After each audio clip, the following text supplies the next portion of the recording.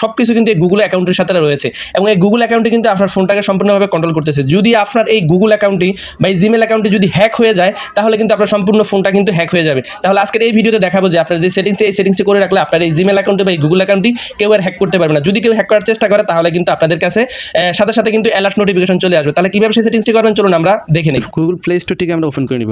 Play স্টোরটিকে open করে নিয়ে আমরা উপরে দেখতে পাচ্ছেন আমাদের প্রোফাইল লোগো, এই প্রোফাইল লোগোটির উপর আমরা এখানে ক্লিক করে দিব। ক্লিক করে দেওয়ার শেষে এখানে দেখতে পাচ্ছেন গুগল অ্যাকাউন্ট, এই গুগল অ্যাকাউন্টের উপরে ক্লিক করে দিব।